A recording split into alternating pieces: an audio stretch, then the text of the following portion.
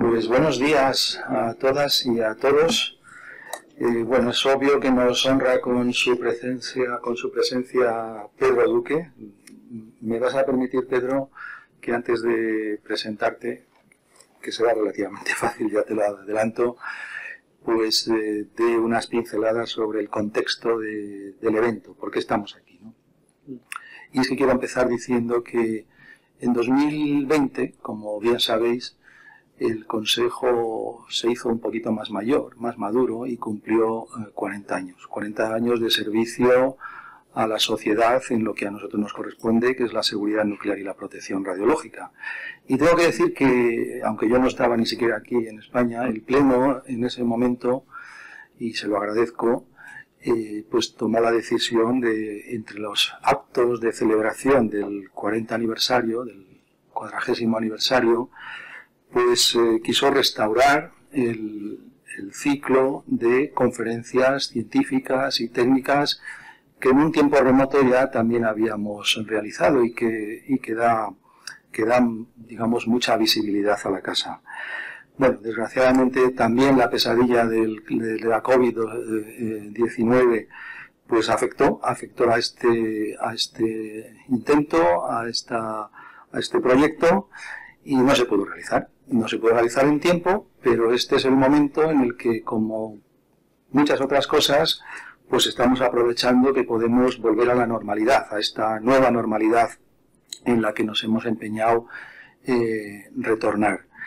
Y bueno, pues aquí estamos, vamos a arrancar los motores para empezar a celebrar este ciclo de conferencias que sobre la ciencia, la tecnología, también la actualidad en temas que nos importan, pues puedan abundar en el compromiso que el Consejo tiene con la difusión, la divulgación de conocimiento científico, conocimiento técnico, y también con la transparencia y la comunicación y la información. Como sabéis bien, esto es una seña de identidad del Consejo como organismo regulador maduro que es, y vamos a seguir apuntando y apostando por la transparencia.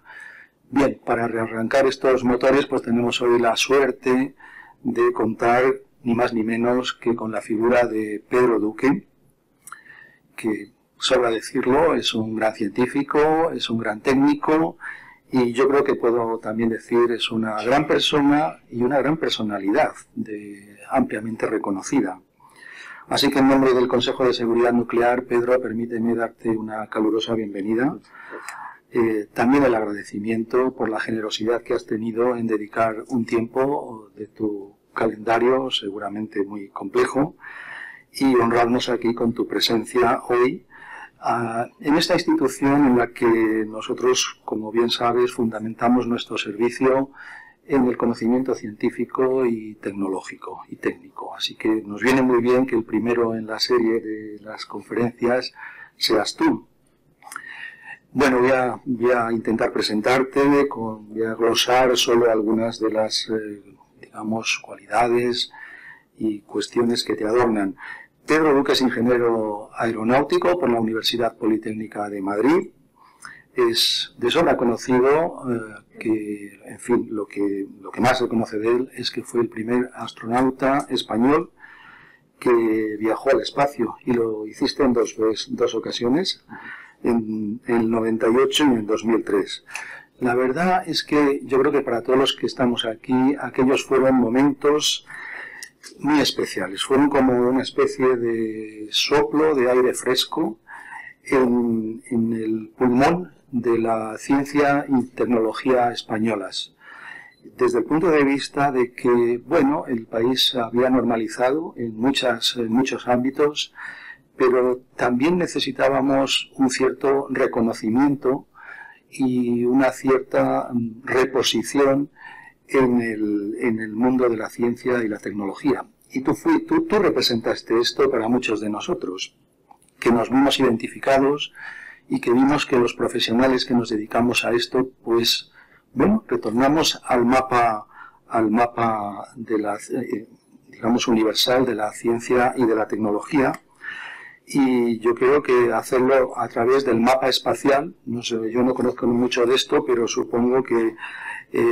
retornar a las cartas de navegación espaciales, desde luego desde los que estamos lejanos pero próximos digamos en espíritu a este tema, pues nos emocionó mucho, tengo que reconocerlo.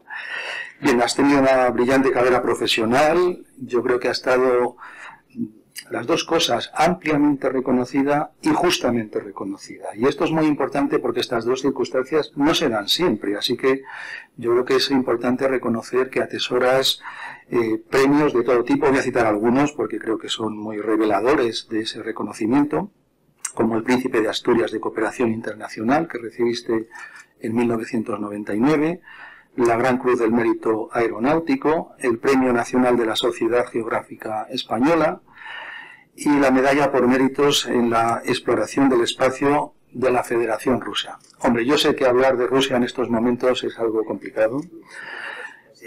No siempre ha sido así, efectivamente, Paco, y yo creo que soy de los que quiero ser optimista y quiero pensar que el sufrimiento que ahora mismo está causando Rusia en algunas sociedades del mundo pueda retornarse a que esa maquinaria tecnológica, esa maquinaria científica que maneja ese país, la vuelva a utilizar para el bien, para promover el bienestar en el mundo. Así que me parece que está bien que hayas recibido este galardón y que sea un indicador de que el objetivo final es el bien y no de esa maquinaria, ¿no? Bueno, tu implicación en la defensa de la investigación y de la inversión pública pues te convirtieron en ministro del ramo, en ministro de investigación, con dos nombres diferentes. Pero yo creo que esto, desde mi punto de vista, es una noticia excelente, porque no se produce muchas veces. Me dicen que en el campo de la aeronáutica solo ha habido otro astronauta canadiense que llegó a ser ministro, Marc Garneau, es lo que tengo aquí anotado, seguramente tú lo conoces mejor. Pero lo que a mí me importa decir es que yo creo que está bien, siempre está bien ver que la sabiduría, que la experiencia, que el conocimiento se pone a disposición del servicio público. Así que yo creo que también esa generosidad tuya durante ese tiempo en el que serviste como ministro, pues es, yo creo, un recuerdo que para mí mantengo en un buen sitio, ¿no?, de mi memoria. Por lo tanto, quiero destacar tu implicación con la sociedad, tu convencimiento de que hay que apoyar el desarrollo tecnológico, la investigación y la innovación. Y como lo has dicho en algunas ocasiones, pues lo repito yo aquí, te cito, ¿no? Has dicho en alguna ocasión que los países que más invierten en investigación son los más ricos. Y efectivamente así lo consideramos nosotros. Creo que es algo de lo que nos vas a ilustrar en tu presentación. Desde el punto de vista no solo personal, sino como Consejo de Seguridad Nuclear, nos sumamos a esas palabras. Nosotros aportamos desde nuestra modesta posición nuestro grano de arena a la investigación, al desarrollo, a la innovación, evidentemente en campos que tienen que ver con la seguridad nuclear y la protección radiológica. Pero como muy bien sabes, el mundo, no solo físico, sino también de las diferentes disciplinas, está muy interconectado. Así que nosotros dependemos en nuestro desarrollo adecuado de que otros lo hagan también bien. Y por cierto, antes hemos estado comentando que un tema de interés en el mundo de la protección radiológica es la protección radiológica de los astronautas, ¿no?, de las profesionales que viajan al espacio. Bueno, nosotros vamos a seguir trabajando en promover ciencia, innovación.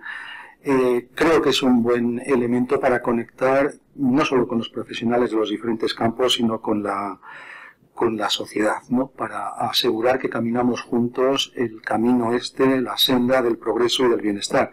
Ya no voy a decir más, que he dicho mucho. Te quiero pasar la palabra y te reitero nuestro agradecimiento. Estoy absolutamente seguro de que las expectativas que tenemos todos los que estamos aquí, y por cierto los que nos siguen en streaming, son muy altas, pero también estoy seguro de que no nos vas a defraudar. Así que te paso la palabra, Pedro. Gracias.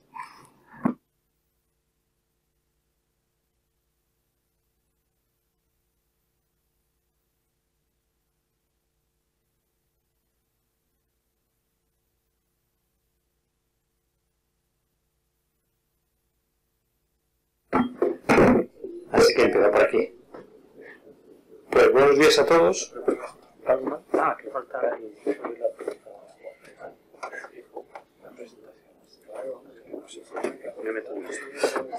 Buenos días a todos. Muchas gracias, presidente Juan Carlos, por la presentación. Tal como decía él, pues tenemos una relación entre la profesión a la que me he dedicado yo muchos años y vuestro trabajo, y quizás pudiera haber hecho una presentación precisamente sobre eso.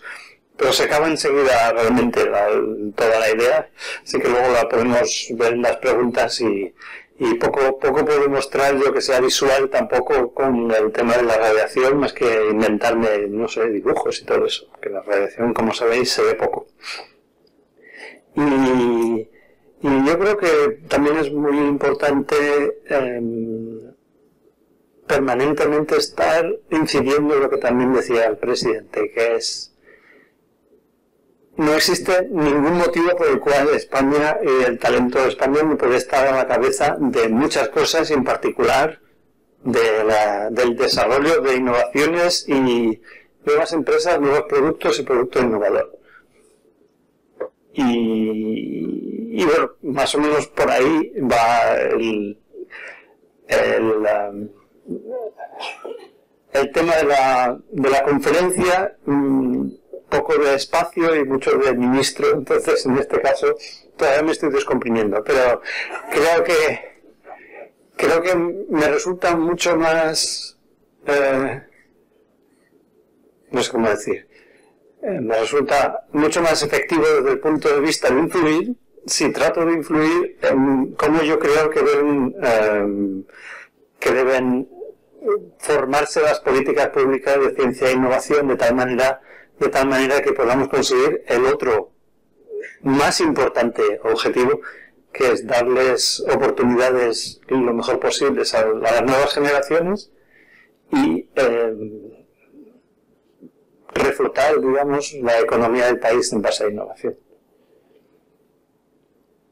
El Estado Emprendedor es el título de un libro que ahora lo tienen de cabecera todos los que se dedican a decidir los presupuestos de muchos países, en particular en la Unión Europea. Es el libro de Mariana Mazzucato, que todo el mundo menciona como el principio del fin de la idea de que el Estado debe quitarse del medio y las empresas entonces empezarán a funcionar mejor. Es decir, ya nadie piensa eso, más que nada por una cuestión de competencias. Si uno lo hace, el otro se queda atrás si no lo hace.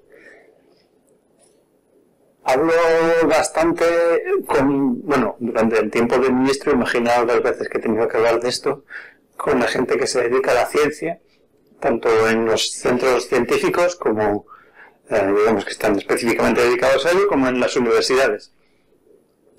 Y mi conclusión es que ellos no se han dado cuenta de que están intentando fomentar un sistema de planetas remotos entre las empresas y la ciencia. Un sistema en el cual la ciencia en realidad otorga a las empresas ventajas que son intangibles y que no están relacionadas con el propio negocio. El otro día estábamos, prolegómenos de uno de estos consejos asesores de un centro científico donde están las empresas. Al final, ¿qué sacan las empresas con la financiación de donde financian más, que es el Centro Nacional de Investigaciones Cardiológicas de Valentín Fuster? En los otros sitios prácticamente nada.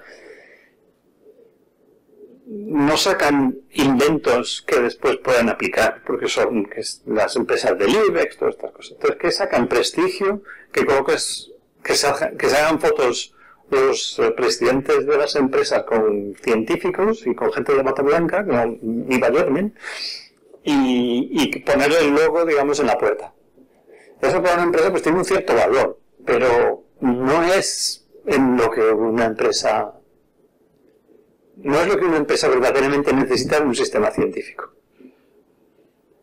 Claro, responden con algo de un valor equivalente, que son algunas donaciones que no salen del presupuesto de inversiones de la empresa, sino salen del presupuesto de responsabilidad social corporativa, del mismo bote del que salen pues la financiación de el equipo de fútbol de uno que da mucho la paliza, de la financiación de una carrera para recaudar fondos y poner los 4 de ellos primeros para que aquello funcione. Así no funciona. Es decir, así no se progresa en el país, así no se utiliza la ciencia para verdaderamente dar oportunidades a las nuevas generaciones. Falta mucho. La idea central es que si tenemos ciencia podemos crear innovación, y la innovación es la que va a llegar después al desarrollo económico. Ahí esa es un poco... Tengo otra presentación en la que el subtítulo, en vez de ser el Estado emprendedor, es cómo convencer a la gente de Hacienda. Es decir, que esto, solo una vez que se entiende esto, se entiende por qué es tan importante la inversión en el proceso de la ciencia de innovación, y solo si se entiende esto, pues tenemos... es decir, nos ponemos en el lugar donde ha dicho también el presidente antes, que es dicho un poquito más largo. Los países más ricos no financian la ciencia de innovación porque son ricos y les sobra, sino al revés. Se hicieron ricos porque hace 5, 10, 15 años financiaron la ciencia de innovación. Y es ese pensamiento el que yo, pues durante 3 años, he intentado, y creo que con cierto éxito, por lo menos en algunos dirigentes del país, pues que lo tengan claro. A partir de ahí, bueno, pues cuando yo me fui se había incrementado al doble el presupuesto de ciencia e innovación de España y ahora no se ha disminuido. Yo creo que la sociedad lo ha entendido también, pero yo sigo machacando porque es que estas cosas se olvidan, ¿no? Tenemos una primera utilización del dinero público es en inversión e investigación. La Agencia Estatal de Investigación, los programas que hace el Instituto Carlos III, y por otro lado pues también hay ciertos programas adicionales que vienen de la financiación de las autonomías, que suelen ser de unos tamaños mucho más pequeños. ¿En qué utilizamos ese dinero? Porque hay que explicarlos. Aquí estamos intentando convencer a la gente de Hacienda que tiene que poner más. Entonces, el dinero lo utilizamos básicamente en salarios y en equipamiento. Cuando, bueno, Pablo Martín, ya sabéis que era el subsecretario cuando yo estaba en Ciencia e Innovación, y nosotros todos hemos visto en los números, ¿no? Ciencia, el dinero dado para la ciencia es para salarios, para equipamiento y para 4 cosas más. Pagar la electricidad. ¿Qué queremos que nos den a cambio de ese dinero? En principio, lo que ellos nos dan es nuevo conocimiento, que está en forma de informes científicos, lo que todos llamamos en inglés los papers, y que avanzan el conocimiento científico pues un poquito por allá, un poquito por allá, y el perímetro pues se va ensanchando de lo que conocemos.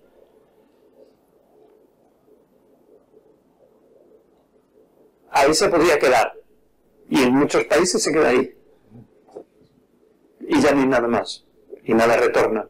Lo único que conseguimos con eso es, si no hacemos más esfuerzo, lo único que conseguimos con eso es contratar unos becarios que aprenden de hacer un nuevo conocimiento y que después vuelven a hacerse profesores.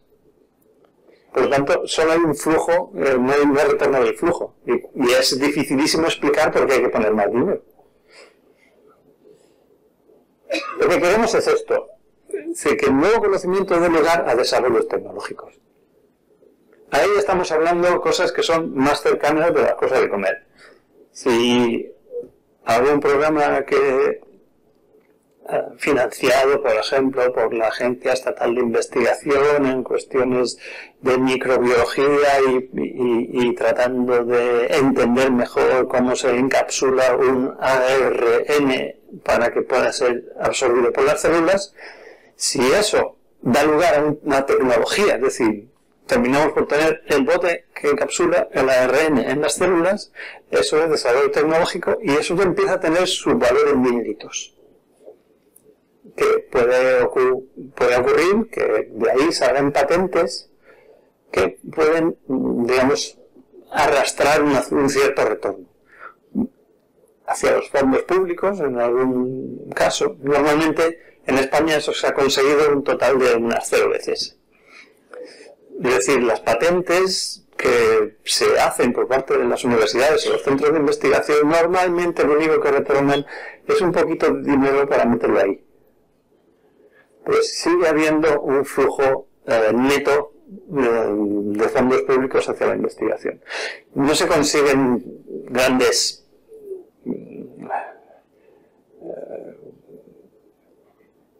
desembolsos por parte de empresas que compren patentes. Yo no lo he visto.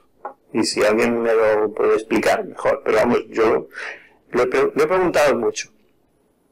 Y creo que la patente del CSIC que más dinero ha reportado el CSIC han sido 5 millones de euros en toda la historia. Con lo cual, si estamos hablando de unas inversiones de 2.000 al año, 3.000 al año, pues no hacemos nada. También, por ejemplo, un centro creador de conocimiento, pues por ejemplo en Estados Unidos hubo en su momento, pues cuando se quería ir al principio de todo, en los años 70, se quería enviar naves para visitar los otros planetas. Se pusieron allí a pensar y se dieron cuenta que es que existían satélites que hacían fotos de la Tierra. Normalmente era para ver dónde estaba el enemigo, toda otra cosa, pero en ese momento la tecnología de satélites de observación militares consistía en unos satélites grandes que tenían cámaras de fotos iguales de las que teníamos nosotros en los años 70, en las cuales había un sistema aéreo electromecánico que sacaba el carrete y lo metía dentro de una cápsula y lo tiraba para la Tierra. Esa cápsula sacaba un paracaídas y luego había unos aviones especiales con unos palos muy largos que tenían al final como un tenedor, y esos los agarraban con una figura de pilotaje y después los revelaban en tierra y veían dónde estaba el enemigo. Y claro, eso no valía para ir a Júpiter.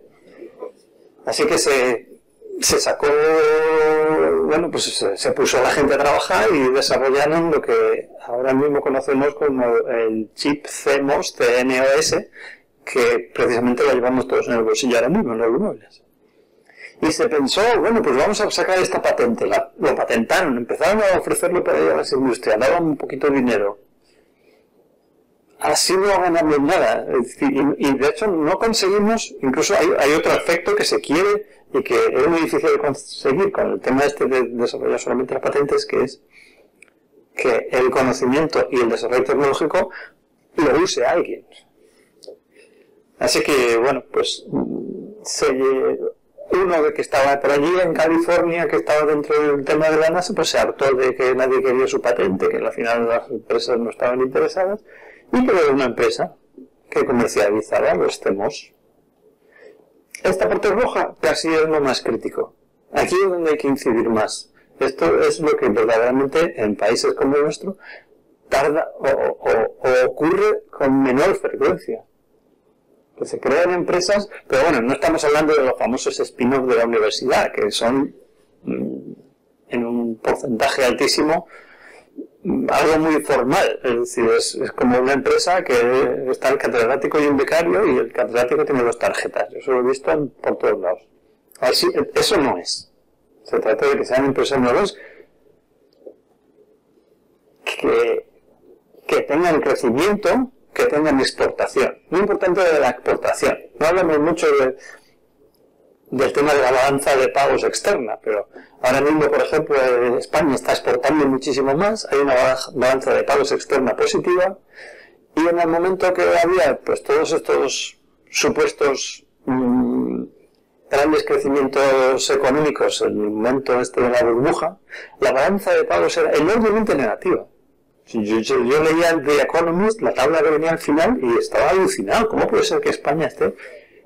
Y lo peor, al doble. Eso me refiero a los años, pues no sé, del 96 al 2003 o 4, no sé cuántos. O casi más, hasta el 8 probablemente. Nosotros queremos esto, no queremos un spin-off que se nutra de encargos que le hace la propia cátedra al propio del spin-off. Que vamos a ver, señores, que eso nos hemos enterado, nos hemos dado cuenta. Eso no es lo que queremos es empresas que tengan crecimiento, que cojan, que contraten por sueldos buenos a toda esa gente que está en la universidad y que tengan exportación. Y eso creará más y mejor empleo y creará beneficios empresariales. Porque es que si no todo esto no le sacamos partido y cuesta muchísimo convencer a la gente de Hacienda de que esta flecha no puede disminuir. En el momento este, pues en el 2008, pues bueno, no sé cuánto dinero había para la ciencia y la innovación. Creo que fue en el 9 el presupuesto era como del 25% menos. En el 10, ahí se mantuvo, el del 11 no sé cuántos, el del 12 más para abajo, más para abajo, más para abajo. ¿Por qué fue el único país de Europa y probablemente del mundo que con la crisis redujo esta aportación? Porque no han entendido que eso es inversión productiva, que no es gasto. Porque el más y mejor empleo crea nivel de vida y los beneficios empresariales crean impuestos que devuelven dinerito. Y llega un momento que se equilibra. Hay muchísima gente que piensa que hay muchos países en los cuales este flujo de fondos es menor que este. Es decir, se gana pasta con esto. Lo que pasa es que tienes que tener un poco de paciencia a veces. Así que vimos que esto tenía sus digamos, puntos en los cuales estaba funcionando mal. Y tratamos de mejorarlo pues, en todo lo que nos llegaba el diseño. Por ejemplo, aquí creamos una nueva ley que cambiaba los derechos de propiedad intelectual, asignaba unos derechos de propiedad intelectual más convenientes para que los que están pues sentados ahí haciendo los descubrimientos de ciencia tuvieran un beneficio personal que hacía que les conviniera, ¿no? Meterse aquí, hasta aquí. También hay capital semilla, esos son unos fondos que hemos sacado, creo que son 3 fondos, con un total, no sé si son 200 millones de euros puestos ahí, para que las empresas que se crean nuevas no empiecen con lo de siempre. Esos, los 1.000 euros que me ha dado mi madre, así no hacemos empresas. Entonces, ahí con esos fondos de capital semillas se espera que hacen una buena selección de qué empresas provenientes de la ciencia son las más adecuadas y las que tienen mayor perspectiva de funcionar. Hagamos un primer golpe importante en crear empresas buenas. Y el movimiento de personal suele ser uno de los problemas mayores, porque todavía tenemos aquí en España esa idea que proviene de que hace 25 años no se invirtió en innovación, de que cuando estás en una empresa innovadora estás en el aire, mientras que si eres funcionario de una universidad pues estás tranquilo. Y la gente no quiere salirse de ninguna universidad ni de ningún centro de investigación para formar una empresa, porque no entienden el concepto este de que eso podría ser una carrera a largo plazo mejor. Casi nadie. Y por lo tanto pues hemos tratado de que el movimiento de personal entre los centros generadores de conocimiento y las empresas pues esté regulado de otra manera, de manera que sea más conveniente.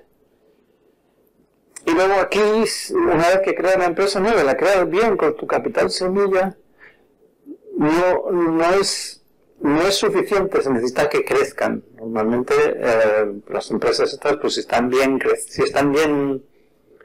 constituidas, si están constituidas con la voluntad de verdaderamente hacer un desarrollo tecnológico que meta dinero a la economía, pues suelen ser 10, 15, 20 personas. Hay que crecer hasta que no llegas a 100, 200, no se sabe si la empresa va a llegar hasta aquí o no. Y por lo tanto hace falta más fondos de capital riesgo. En Cedeti se invierte en empresas tecnológicas ahora, pues no sé, 3, 4, 5, 10 al mes. Las reglas de distribución son muy, muy importantes. Cuando empiezan estas empresas con el capital semilla, normalmente quieren poner capital las universidades o los centros de investigación como entidades para mantener un cierto control. Ahí ya aparte de eso tenemos que averiguar, o sea, tenemos que hablar mucho sobre eso, hace falta o no. Pero luego cuando se crece con un fondo de capital riesgo que empuja al capital privado también, claro, las universidades ya no tienen más dinero para el crecimiento y por lo tanto, pues las reglas estas por las cuales la universidad, por ejemplo, dentro de la propia universidad, pues se prohíbe aprobar una ampliación de capital a no ser que la universidad pues permanezca en el mismo porcentaje. Pues esa regla se ha cargado miles de empresas en esos momentos. Hay que cambiar esa regla. Y luego acceso a mercado. Por ejemplo, uno de los programas de los que estamos más orgullosos es el programa de compra pública de innovación, que empezó pues en el 2019 o algo así, en Cedeti, que antes no existía. Antes había unos programas que eran, digamos, autonómicos, algunas autonomías hacían, otras no hacían, y el programa de compra pública de innovación de Cedeti ahora mismo es el más importante que hay en toda España y uno de los más importantes de Europa. Y es un programa por el cual el Estado puede hacer la compra del primer prototipo, si parece que va a ser que va a tener posibilidades de éxito económico y empresarial, y ese prototipo después se cede para su uso a otra entidad pública. Por ejemplo, pues la compra pública de innovación, alguien ha inventado un barco de transporte de pasajeros que va con cualquier tipo de olas y a triple velocidad que los anteriores, pues podemos comprar desde los fondos de innovación el primer barco de esos y después se cede a la naviera, no sé cuántos pública que hay que lleva a la gente de un lado a otro del estrecho, yo que sé, o de Formentera, Ibiza. Y ese tipo de cosas se hacen muchísimo. Y a partir de ahí, pues, se trata de seguir dando impulso a esto. Esto no vale con 2 años de hacerlo, hay que hacerlo unos 10 o 15. Tenemos que intentar dar la idea de que haced lo que queráis, cambiad unas reglas que queráis, decidos lo que queráis los unos a los otros, pero esto hay que mantenerlo porque si no, no tendremos ese retorno que nos produce más fondos públicos para inversión e investigación. Y este motor, cuando estamos en ingeniería o en física y dibujamos los procesos de un motor, solemos hacerlo precisamente con este tipo de dibujos, por aquí entra, por aquí sale, y de este motor se saca el dinero para las pensiones, señores. Si paramos de ponerle gasolina, no tendremos potencia, no tendremos para el eje. Y también hay otra cosa que además posiblemente esté bastante más relacionada con vuestro trabajo aquí. El equipamiento para hacer investigación constituye una segunda manera de darle impulso al motor. Los investigadores necesitan equipamiento, ese equipamiento suele ser complejo, ese equipamiento suele ser algo que no existe hasta ahora o que produce unas mediciones de los fenómenos científicos de mayor precisión que lo que tienen los competidores, porque si no, no puedes avanzar en ciencia. Si tus aparatos tienen una precisión o una incertidumbre 10 veces más que los aparatos que tienen los de Finlandia, pues entonces ellos publicarán y tú no harás más que ir a rastras. Por lo tanto, el equipamiento es un desafío técnico siempre, el equipamiento científico, el nuevo que se va comprando.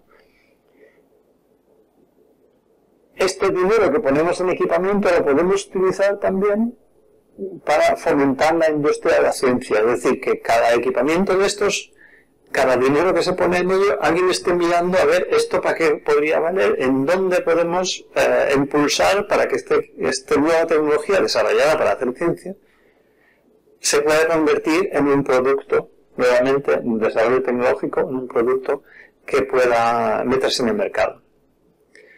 En particular decía que tenía algo que ver con el trabajo que hacéis aquí, porque una de las...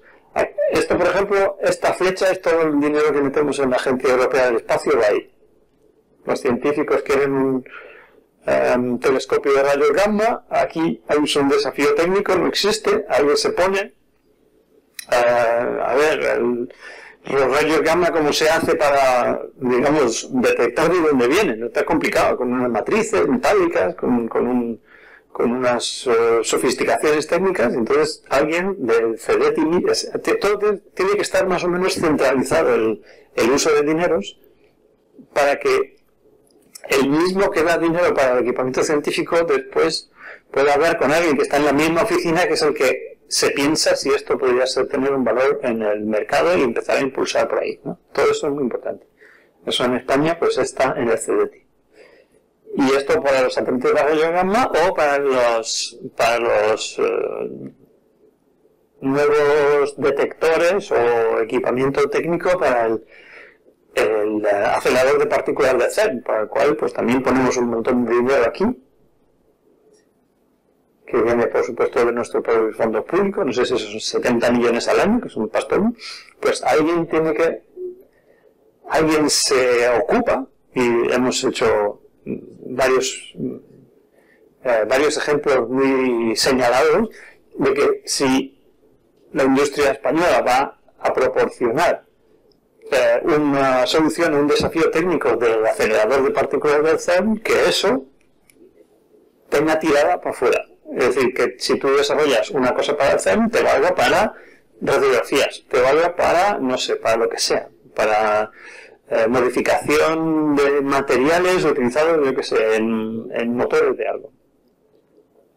Y lo que conseguimos con esto es también una relación distinta entre las empresas nuevas, entre las empresas en general, que quieren ser más competitivas, y nuestros centros de generación de conocimiento, que es un sistema simbiótico. Es decir, lo que estamos intentando es que la aportación de la ciencia a las empresas no sea solo simbólica, sino que sea tangible y que sea medible en términos de negocio.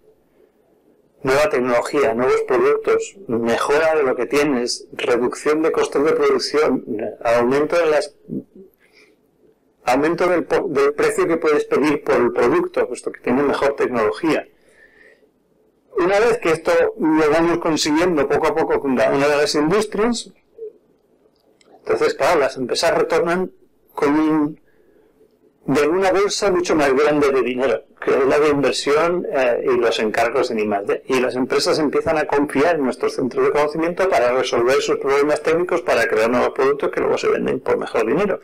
Y todo esto es un sistema simbiótico en el que las flechas están hechas mucho más gordas, pues para que se vea que esperamos que ahí haya muchísimo más dinero y muchísimo más flujo de información positiva para la economía. Y me doy cuenta ahora que hemos puesto aquí al final la diapositiva reivindicativa de todo lo que hemos hecho durante el tiempo que hemos estado en el gobierno para mejorar todos estos diversos puntos que estaban muy poco fomentados y que por lo tanto no teníamos el círculo cerrado. Yo creo que ahora mismo se entiende. Es muy importante, igual que hacéis aquí, que el cambiar de tipo de gobierno cuando toca no tiene que influir negativamente a la utilización de fondos para la ciencia e innovación es muy muy importante porque es de muy largo plazo. Y por lo tanto, pues espero que todo esto, quien sea que vaya a ir teniendo la capacidad de utilizar fondos de innovación de aquí a los próximos, no sé, por lo menos 10 años, siga en la misma línea, porque si no, no va a servir de nada lo que hemos hecho. Un poco la típica frase de Mariana Mazzucato, que ahora cobra una pasta por dar conferencias por haber tenido todas estas ideas. Si no usamos fondos en el fomento de la innovación empresarial, que proviene de los fondos que también utilizamos para la ciencia y que se suma a ellos, nos quedamos atrás porque esta utilización de fondos por parte del Estado para la innovación empresarial y los demás no se cortan. Entonces, la innovación empresarial ocurrirá en los sitios donde el Estado impulsa más y terminaremos por importarlo todo.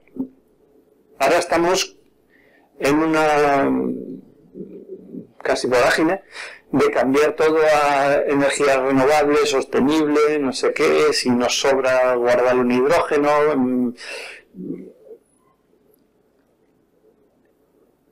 Hay que aprovechar esta oportunidad para no tener que importar todos esos aparatos. ¿Vale? Y en lo que podáis, pues ayudarnos con eso. Gracias.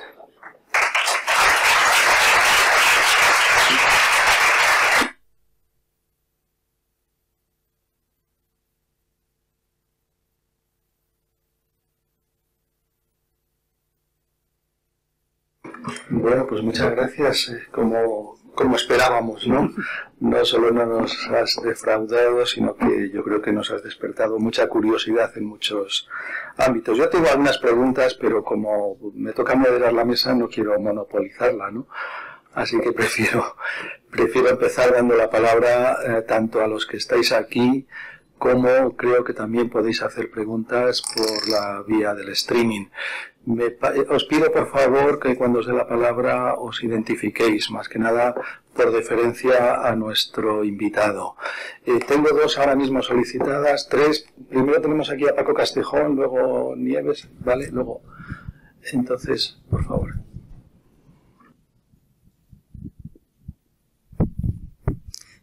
Muchas gracias, Pedro. En una sola diapositiva has concentrado, yo creo, en toda la información que deberíamos aprender, ¿no?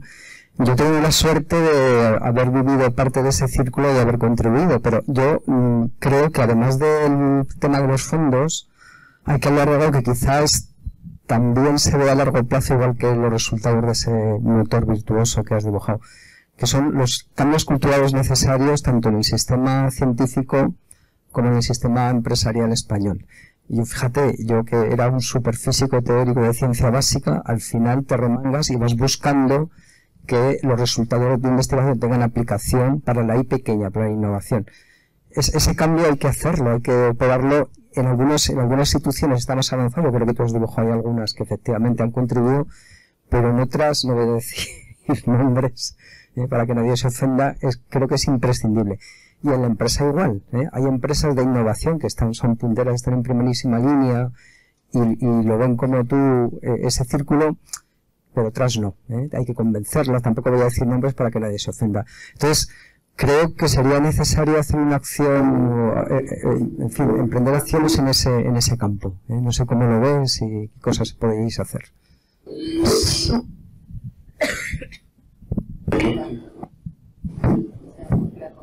Se acopla esto, ¿verdad? Bueno, o quizás el micro... ¿Algo malo? No sé. ¿Este va mejor? No, es exactamente la misma cosa. Ah, vale. Entonces ya está. Sí que es cierto que tiene que cambiar mucho la mentalidad, pero yo lo que he tratado de exponer aquí es cómo hemos intentado que cambie la mentalidad a base de cambiar el incentivo. Por supuesto que tiene que cambiar la mentalidad, pero, y se me ha olvidado decirlo, ese señor que estaba harto en la NASA y que había contribuido al conocimiento del CMOS, luego vendió la empresa, no se sabe por cuántos miles de millones de dólares. Es decir, toda esa gente que estaba a su alrededor no ha hecho falta que nadie les cambie la mentalidad en base a conferencias. Todos se han dado cuenta que, ostras, estoy aquí haciendo el tonto. Entonces esta es la idea. La idea es que la gente que exista un incentivo suficiente como para que la gente le convenga y lo vea. Y el que no lo vea, pues a lo mejor es que tampoco no vale mucho. Hay que explicarlo, hay que digamos, hacer labor pedagógica con toda esta última diapositiva de todas las cosas que hemos hecho y que por favor ahora tenéis esto, tenéis lo otro, tenéis lo otro. A la semana que viene tenemos un simposio entre CEDETI y la Universidad Politécnica de Madrid y van a presentar todas las empresas spin-off que quieren optar a los fondos que pusimos en marcha. Es muy importante que la gente sepa que esto existe. Y luego, cuando la gente sepa que esto existe, hay que hacer que funcione de verdad. Y cuando la gente funcione de verdad y vean que el de al lado está mucho más contento, que deja de hacer, digamos, su cosita amanuense para haber conseguido algo grande, pues esperemos que funcione. Lo mismo para las empresas. Es decir, una empresa que no quiere innovar, pues no nos vale tampoco. Entonces, hay que hacer, si son pequeñas, tenemos el programa Cervera, que hace que los centros tecnológicos tengan financiación estatal para poder hacer la innovación que necesitan las empresas pequeñas, y si son más grandecitas o si pueden ir solas, tenemos el programa Invierte para entrar en capital, la compra pública innovadora. Hay que hacer que todo el mundo se entere de que todo esto existe, y luego pues siempre habrá quien sea capaz y quien no sea capaz. Pero yo creo que el incentivo es lo que mejor funciona.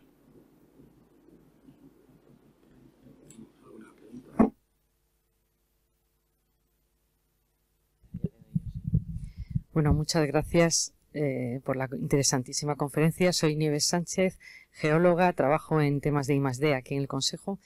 Y gracias en primer lugar al Consejo, a Lentijo, a Pablo, que seguro que ha tenido algo de responsabilidad, por organizar esta conferencia. Creo que es una oportunidad magnífica y hay que decirlo, ¿no?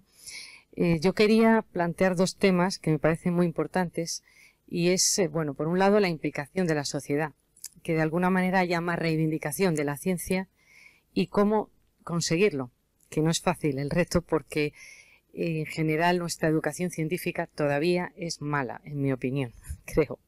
Es una posición que más o menos creo que es difícil cambiar esta situación, pero bueno, hay muchas asociaciones ahora, como la de avance de la Asociación Española para el Avance de la Ciencia, Asociación de Mujeres Investigadoras y Tecnólogas, está lo de Ciencia en el Parlamento.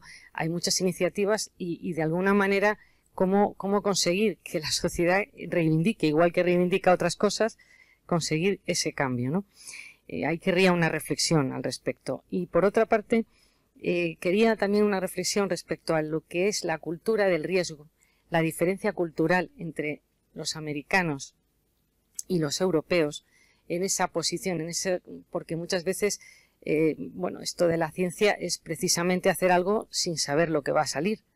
Y en esto del riesgo, como que, bueno, que si experimento y no sale bien, pues tiro el dinero.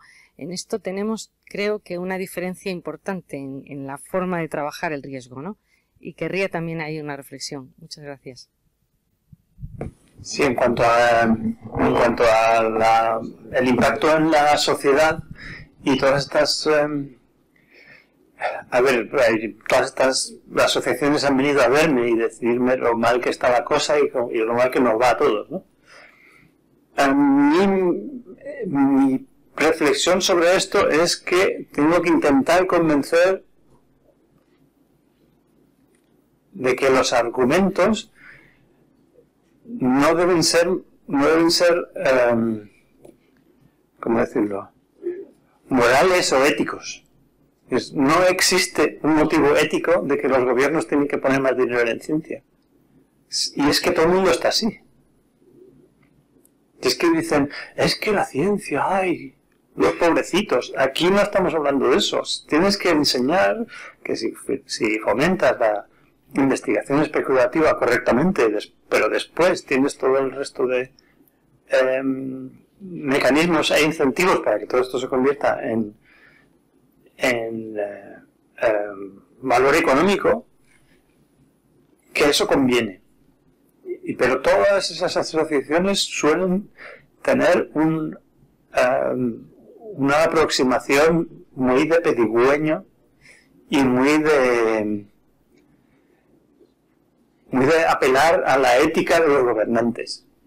La ética es como muy bien, la ciencia es una cosa muy bien y por lo tanto hay que poner más dinero. Los científicos están muy precarios y por lo tanto hay que poner más dinero. Pues todo eso puede ser verdad, pero no les llega. No llega a la persona que tiene que cuadrar las cuentas del Estado. Entonces, no podemos convertir esto en la típica... el típico proceso por el cual se asignan los presupuestos a la gente que más paliza dan. Porque es que hay veces que pasa esto. Ya se ríe Pablo, joder, pues no nos ha costado sufrimiento esto muchas veces. No podemos hacer que la ciencia de innovación esté en el pelotón de los que quieren presupuesto por ser muy palizas. Y hay que salirse de ahí, pero ya. O sea, olvídate, no lo digas nunca más. No se trata de dar la paliza, es que dar la paliza a la gente es que se harta.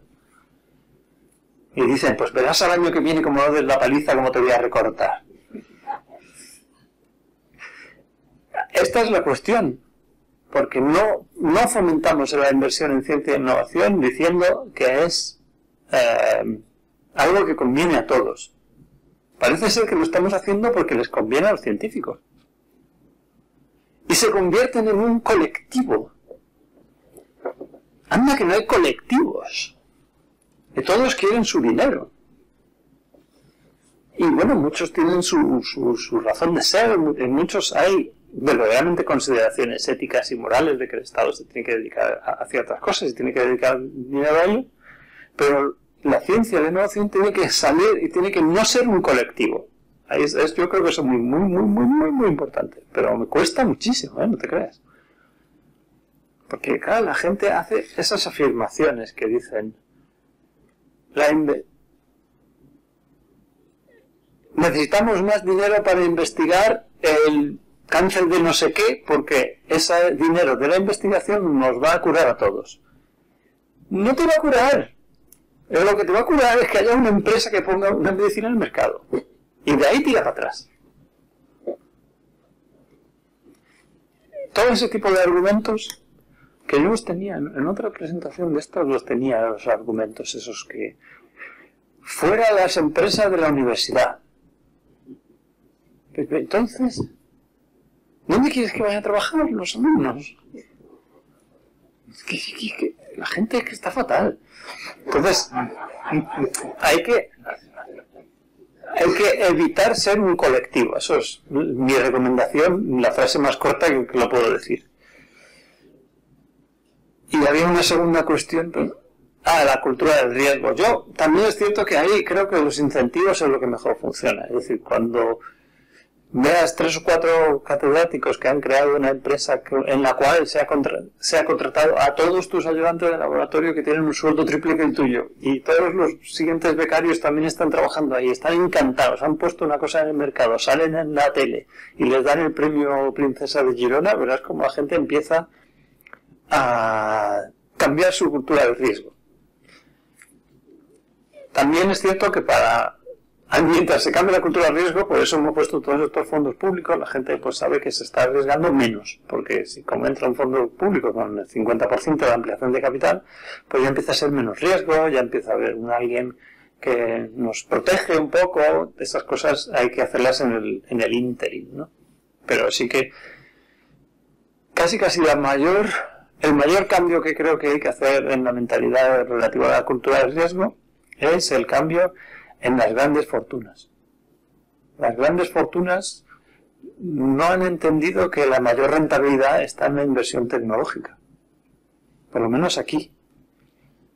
Y ahí tenemos un gran hándicap. Eso es muy importante. Lo que pasa es que cómo hablas a las grandes fortunas no es tan fácil. Pero ahí estoy yo también en eso.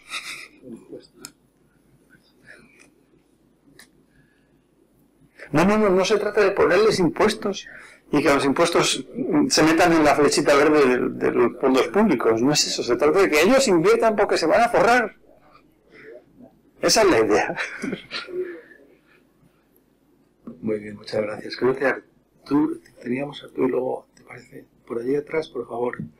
Sí, yo creo que aprovechando el camino, esto de la cultura del riesgo está como muy arraigado en esta casa, porque nosotros estamos acostumbrados a gestionar riesgos de otro tipo, son riesgos físicos. Y esto me recuerda, y aquí meto yo la píldora para todos, que esto del graded approach, esto del enfoque gradual al riesgo, es muy importante. Yo creo que modula bien las actuaciones de un regulador de riesgos. No digo nada más, por favor. Gracias. Soy Arturo Pérez, soy físico y estoy en el área de instalaciones aquí al Consejo. Primero, muchas gracias por la charla. ¿No se me oye? Sí, ahí. Bueno. A ver, mejor. Más o menos. Muchas gracias por la charla. Nada, un par de comentarios. ¿Se me oye si hablo así? No te oyen los del streaming. A ver.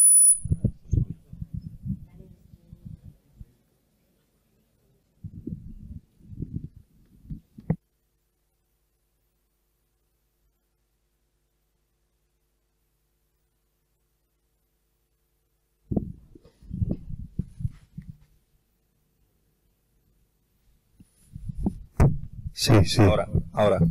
Parece que ahora sí. Vale. Perdonad. Muchas gracias por la charla. Pues igual. En fin. Nada, invirtamos en alguien que invente tecnología. Voy a ver. ¿Se me oye ahora? Mejor. Vale. Pues nada, aquí. Primero, muchísimas gracias por la charla. Quería hacer un par de comentarios. Uno sobre este diagrama que has planteado, el motor.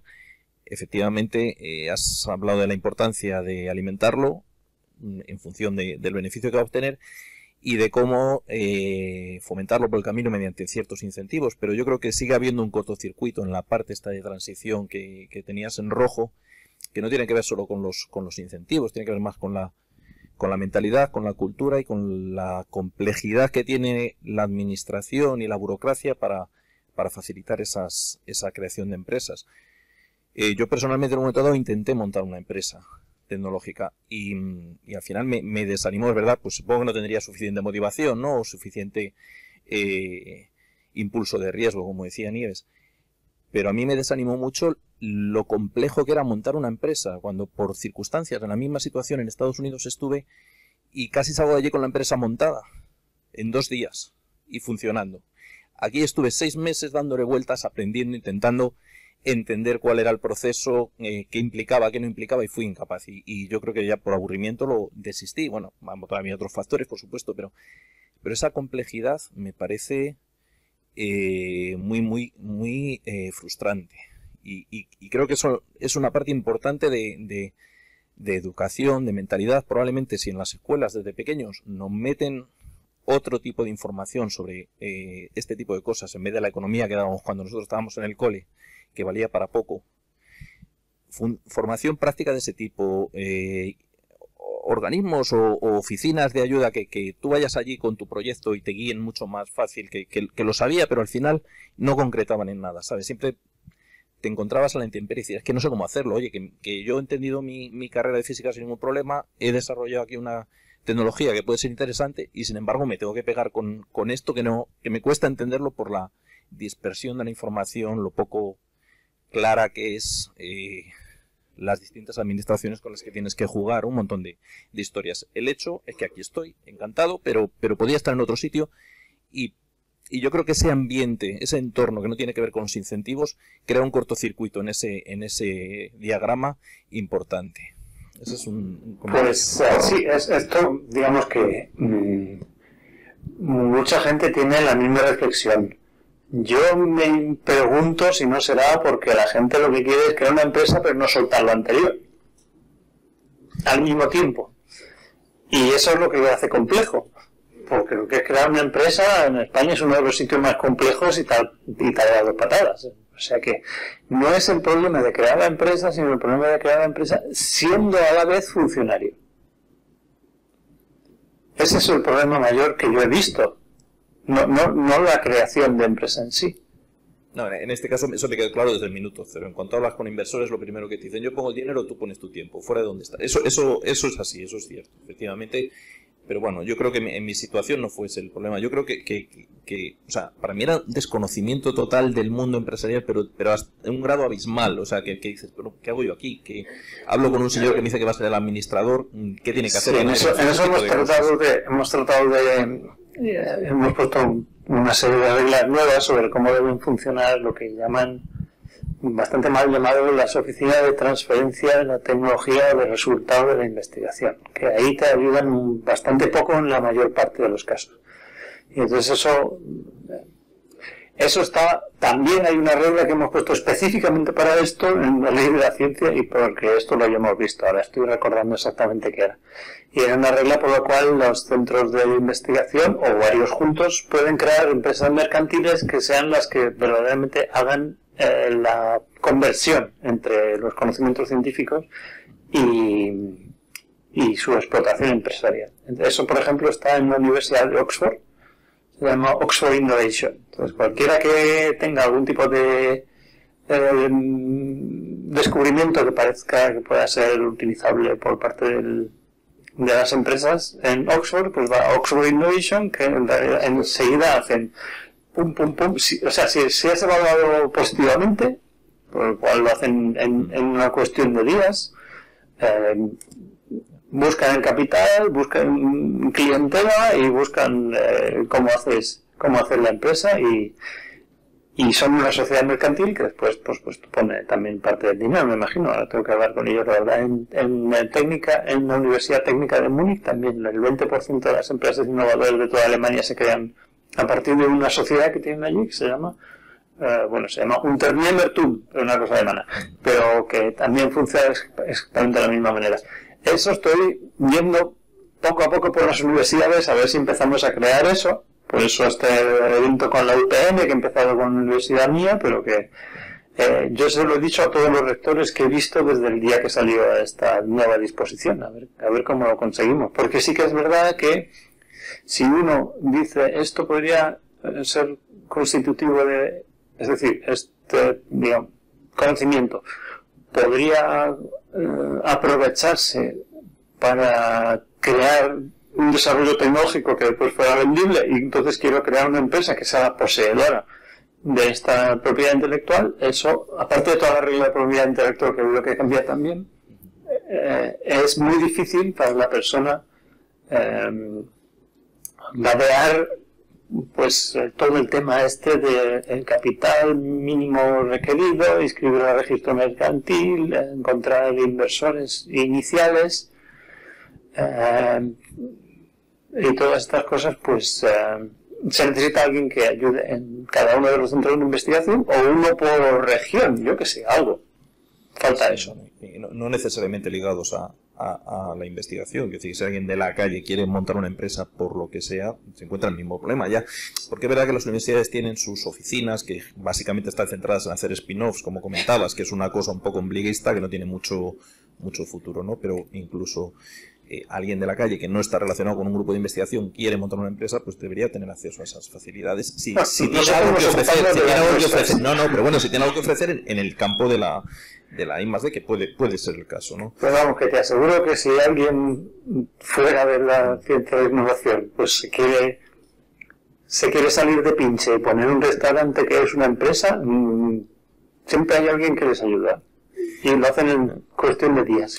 Y el segundo comentario, efectivamente, te has centrado mucho en el flujo de la universidad hacia la empresa, a base de incentivos, cuáles son los problemas, la mentalidad funcionarial de los profesores de universidad. Pero a mí me llama la atención que también se ha roto mucho el flujo inverso. Que en la crisis del 2007 eso se fue al carajo. Entre el sistema de acreditaciones y que en la crisis del 2007 las universidades tendieron a blindarse para mantener, como había poco trabajo, que la gente de dentro se quedara, desaparecieron figuras como el profesor asociado que venía de la empresa y que tenía la capacidad de incorporarse parcialmente o como fuera durante una temporada a la universidad, eso es prácticamente imposible ahora. El acceso universitario fuera desde profesionales a la universidad ha quedado completamente... Bueno, eso depende también, eso es una depende riqueza. si tienes áreas tecnológicas. Es decir, en la Universidad Politécnica de Madrid pues hay porrones de esos profesores asociados que vienen pues del bus, de Ferrovial, de donde sea, ¿no? Y dan clase unos cuantos días. Uno de ellos soy yo, de hecho. Y eso sigue estando ahí. Lo que pasa que sí que es verdad que se creó un sistema de habilitaciones que hacía que las personas entrasen a una bolsa por la cual había movilidad entre las diversas universidades. A partir de esa bolsa te podías presentar a donde quisieras y ganabas unos concursos, y cuando se quitó ese sistema, pues ahora ya pues los concursos pues ya sabéis cómo son. Muy bien, pues Arturo, nada, yo creo que mientras le pasamos la palabra por aquí por favor, yo creo que no te preocupes porque tu frustración por, digamos, el fracaso empresarial es nuestra alegría por el éxito de tenerte aquí, así es que vas a dar que estás dando un buen rendimiento, por favor. Hola, buenos días. Bueno, soy Victoria Celá, muchísimas gracias por la invitación. Yo quería ser astronauta, entonces para mí esto es lo más importante, escuchar directamente de ti pues tus comentarios. Claro. Yo tengo una formación científica, no trabajo en el Consejo, pero tengo una formación científica, pero acabé trabajando 34 años en IBM, lo cual, pues bueno, hemos contribuido a llevar al hombre a la luna y por lo menos estoy cerca en ese puntito. Yo quería un comentario y una opinión. Mi comentario es... yo creo que todavía nos falta un poco para que esté en nuestro ADN pues los temas científicos. Ayer estuve en el Congreso de Mujeres STEM y yo creo que ahí, pues por la parte que me toca, yo creo que el tema de conseguir que el talento de todos los chavales, ¿no? Pero también de las mujeres, pues que no se aparten de temas científicos y tecnológicos. Yo creo que ahí se están haciendo muchos esfuerzos y me alegra mucho, pero creo que esos esfuerzos, no solamente el hecho de ir pues a hablar en este caso eran mujeres, pero de todos los niños, pues el acercarles a modelos, ¿no? Creo que tú eres un ejemplo que claro, yo no tuve, no pude tenerte como ejemplo en aquel momento, pero creo que es muy importante. Entonces, por una parte el tema del ADN, por otra parte mi comentario, que no tiene nada que ver, es ¿qué opinas respecto a la inteligencia artificial? Por poner un punto que todo el mundo ahora habla de inteligencia artificial, ¿no? ¿Crees que nos puede ayudar en ese proceso de innovación científica? Probablemente estemos años luz de que eso pueda ocurrir, pero ¿crees que en un futuro nos puede ayudar el hecho de que estemos creando unos sistemas que están aprendiendo y les estamos enseñando todavía? ¿Pero crees que puede llegar un momento en donde nos ayude a acelerar el proceso de innovación? Pues sí, a lo primero sí que tuvimos, durante el tiempo que estuve, pues iniciamos un montón de programas por los cuales se esperaba sacar más talento, ¿no? En particular, pues claro, una vez que te pones a ver la estadística, pues lo primero es la educación pública tiene que mejorar porque los talentos están igual de repartidos entre los pobres y los ricos, y como hay mucho más pobres, mucho más talentos en ese lado. Por lo tanto, está clarísimo que la educación pública es la base y tiene que tener la mayor calidad posible. Y luego, claro, te pones a mirar, hay 50% de hombres y mujeres, probablemente el talento está exactamente igual repartido, y si solo entra en 15% en informática o en algunas ingenierías, está claro que estamos perdiendo ahí, es obvio por estadística, estamos perdiendo un talento que no estamos utilizando. Yo creo que lo más importante, volviendo a lo de los incentivos, la gente tiene que ver qué pasa con los de al lado, ¿no? Es decir, tienen que tener... pues abuelos, tíos que estudiando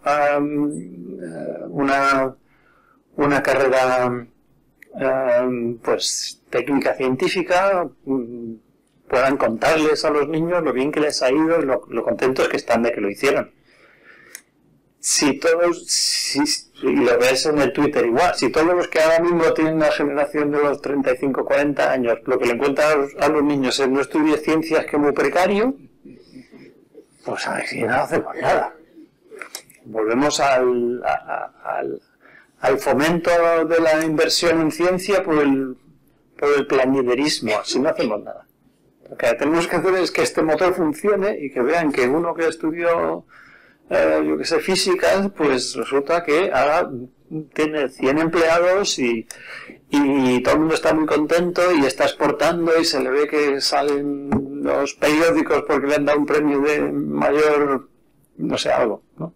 Estas cosas hay que alimentarlas de tal manera que haya una naturalidad en el traspaso de estas convicciones. O sea, no puede hacerse todo artificial. La gente tiene que ver que gente le fue bien y que en el barrio, en mi pueblo, pues el que estudió le fue mejor. Pues que yo he visto lo contrario, y que en aquellos años del boom inmobiliario que todo el mundo decía, qué bueno, qué España, qué bien va. Pues la gente se salía del cole para vender casas. Y así no vamos a ninguna parte. Entonces, no es tanto la catequesis como el ejemplo. Y que la gente de tu barrio también haya ido bien. Entonces, si ponemos en marcha todo este motor y la gente de los pueblos, pues después llegue y dice, bueno, yo inventé una forma distinta de cosas que se dan en un pueblo, yo qué sé, de recoger las almendras, yo qué sé. Y inventé no sé qué, la máquina, no sé cuántos, y puse una empresa y la vendo a todos los países, y fíjate qué bien me ha ido. Pues las cosas de los indianos, lo volvían los indianos, todo el mundo se quería ir a América, ¿no? Pues necesitamos indianos, pero de tecnología, y que haya salido de la ciencia. Y la inteligencia artificial, por supuesto que va a ayudar al desarrollo científico. Hace yo que sé, ni una semana han salido unas aplicaciones por las cuales tú simplemente le mandas una tabla con todos tus datos y entonces en vez de ganarte los sesos con las fórmulas del Excel, pues simplemente le preguntas al curso, no, es que está muchísimo más avanzado todavía. Es decir, en esta tabla le preguntas ¿cuál crees que puede haber sido la influencia del cambio de temperatura en los resultados? Y es que contesta. Y alucinas cómo contesta. Porque al final tampoco era tan difícil, ¿no? Pues si se lo puedes explicar al becario, pues entonces, que es el que lo hace normalmente, ¿no? Le haces esa pregunta, de hecho. Por favor, mírame cuál ha sido la influencia de la temperatura. Que no lo hemos mirado al principio, pero hay unos datos en algún sitio de la tabla, está la temperatura, mírame cuál ha sido la influencia. El becario se tarda 3 semanas en hacerte la Excel, que luego la Excel, como aguanta todo, luego las primeros 10 versiones es completamente absurdo. Pues hay estas cosas, y yo creo que sí, que va a ayudar muchísimo en general al proceso de datos que están en tablas, que son más o menos todos. Y es algo que lo mismo sí que es verdad que nos va a dejar atrás a la mayoría, porque nuestros hijos ya saben hacer esto, ya no saben hacer Excel, pero saben preguntarle muy bien al bicho. Aquí tenemos una pregunta por ahí. Sí, muchas gracias. Mi nombre es Manuel Malavé, soy subdirector de Tecnología de la Información de esta casa. En este motor síncrono que han mostrado del ciclo de vida del dinero público que se destina a la innovación me ha parecido entender que el retorno es malo. No hay un retorno apropiado. Yo pregunto, ¿qué aportaría si en la primera parte, en el primer eslabón de la cadena que has mostrado, en vez de ser fondo público, hubieras puesto colaboración público-privada? ¿Cambiaría en algo el rendimiento final? ¿Mejoraría? ¿Empeoraría? Pregunto. Pues no sé si lo han oído todos porque estaba como muy bajito, sí, ¿no? Sí.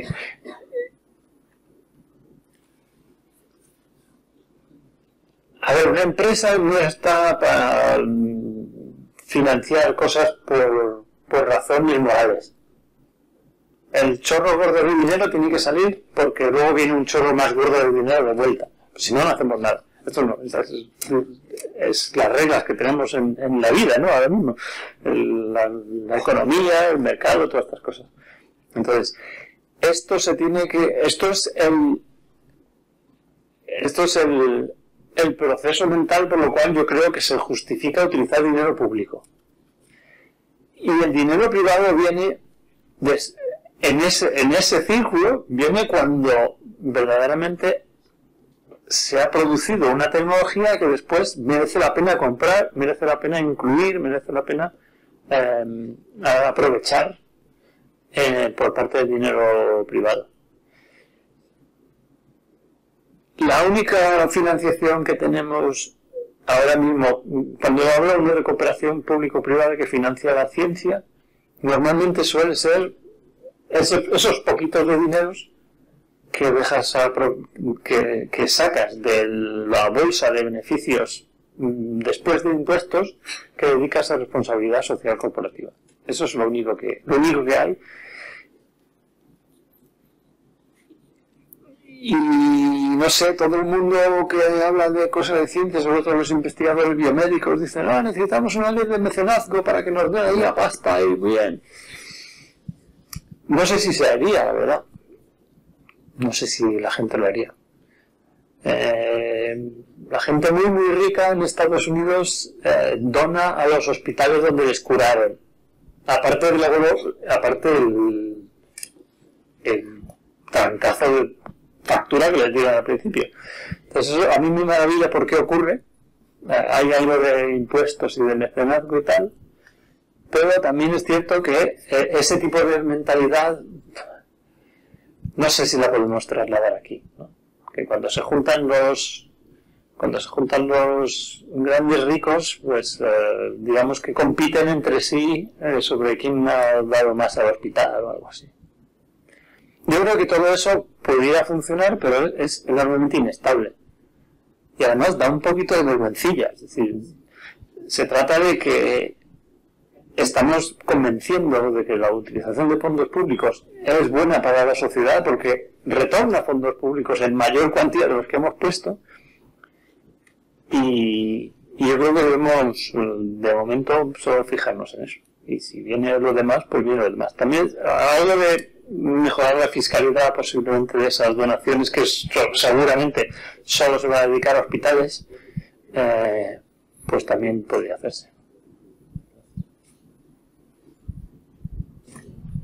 ¿Hay alguna preguntas en el stream? Sí, por favor. Por ahí.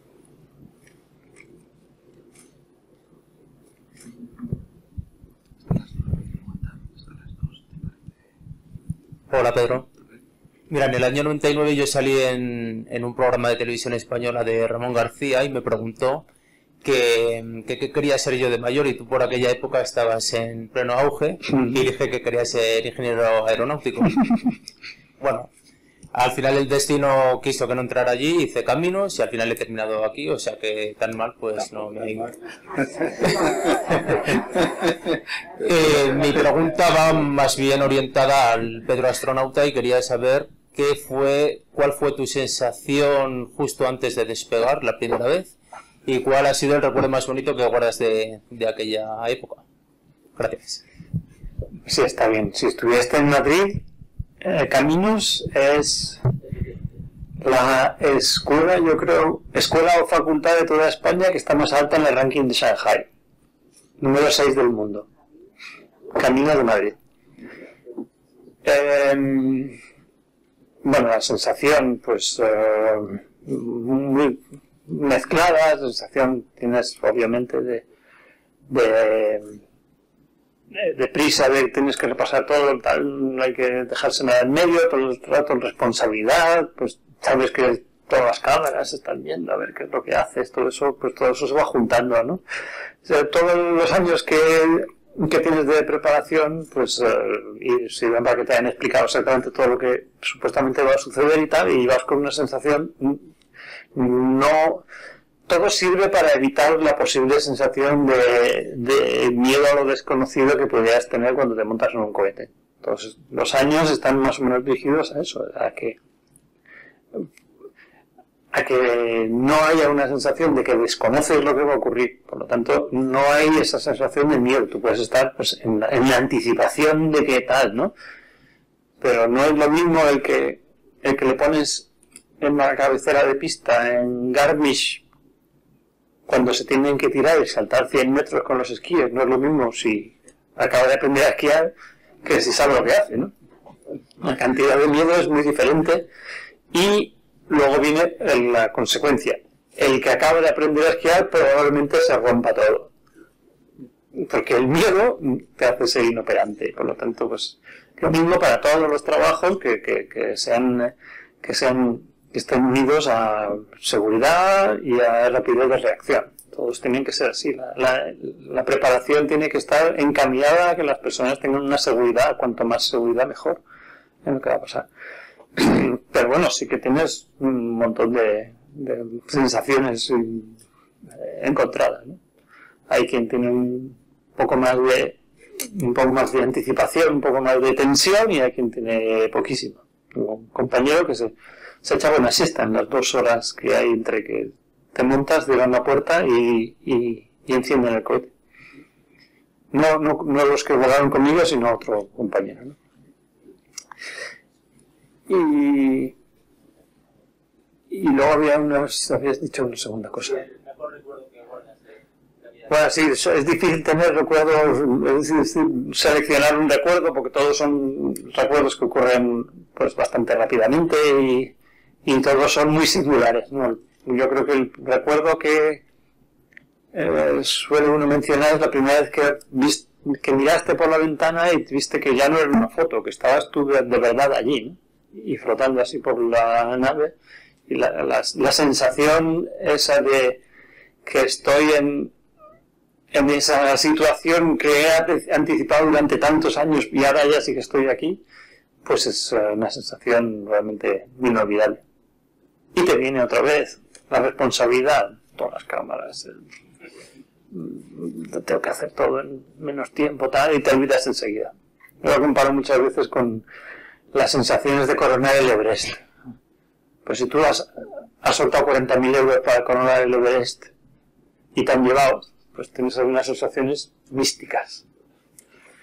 Si eres el que lleva los fardos, pues tú llegas allí y dices, bueno, pues a ver cuando termina la mística y nos podemos volver para casa, ¿no? Entonces, claro, si vas trabajando no es lo mismo que si vas, digamos, de turista. Debemos saber qué vienen diciendo los que van de turista, y sobre todo si son gente que además de tener el dinero para poder ir al espacio y estar tiempo allí y volver, pues aparte pues tienen también cualidades humanas como para tener elevadas sensaciones, ¿no? Porque tampoco tiene que haber una intersección entre los grupos, ¿no? Entre los que tienen una gran cantidad de pasta y los que tienen buenas cualidades humanas, pero no estamos muy seguros de cuánta es la intersección es.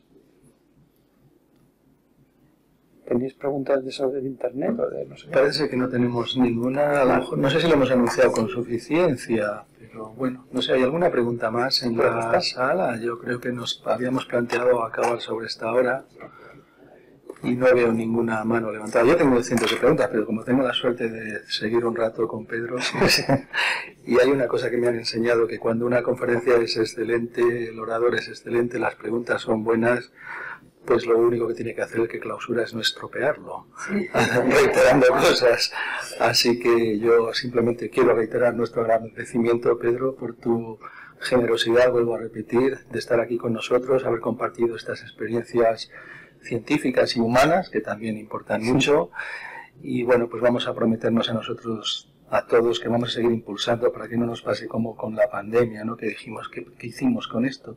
Pues nos lo gastamos en las fiestas del pueblo, reiteradamente, ¿no?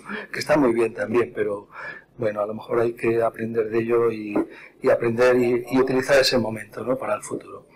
Muchísimas gracias a todos. Muchas gracias, Pedro, y nos convocamos para una próxima conferencia que espero que no sea muy tarde. Muchas gracias. Gracias.